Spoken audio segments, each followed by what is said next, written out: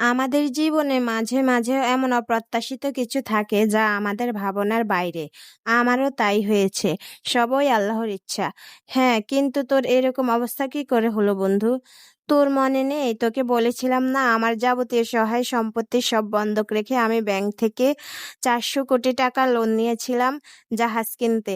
জাহাজ কিনেছিলাম ঠিকই কিন্তু আসার পথে জাহাজটি ডুবে যায়। সেই সাথে ডুবে যায় আমার সব স্বপ্ন। এক মুহূর্তে আমি পথের ফকির হয়ে যাই। দেন আর দায়ে আমার জেল হয়ে যায়। জেল থেকে বেরিয়ে ভেবেছিলাম তোর কাছে আসব। কিন্তু কিন্তু কি? আমেনার হার্ট অ্যাটাক হয়।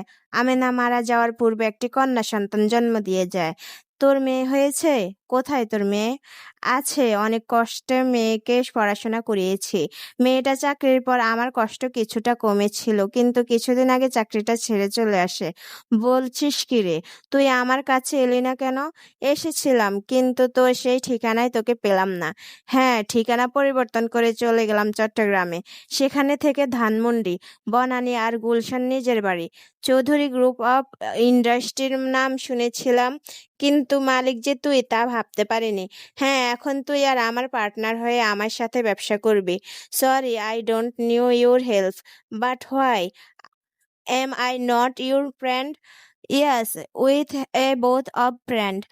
বাট বন্ধু শুধু বন্ধু হয়ে থাকলেই সম্পর্ক মজবুত থাকে, না হলে ফাটল ধরে যায়। তোর সাথে কথা বলে পারা যাবে না। তবে হ্যাঁ, তোর মেয়েকে আমার অফিসে চাকরি দিতে চাই। এই ব্যাপারে তুই আমাকে না করতে পারবি না। আচ্ছা ঠিক আছে। আমার ব্যাপারে তো সবই বললাম তোকে কিন্তু তোর ব্যাপারে তো কিছুই জানা হলো না। আমার যা কিছু আজ দেখছিস সবই তোর দান। কি আবোল তাবোল বকছিস? আমি ঠিকই বলছি। সে এক বিশাল কাহিনী।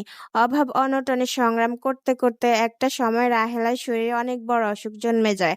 টাকার অভাবে চিকিৎসা করতে পারিনি। বাধ্য হয়ে তোর দেওয়া ডায়মন্ডের রিংটা বিক্রি করে দিলাম। আর মনে মনে তোর থেকে ক্ষমা চেয়ে নিলাম।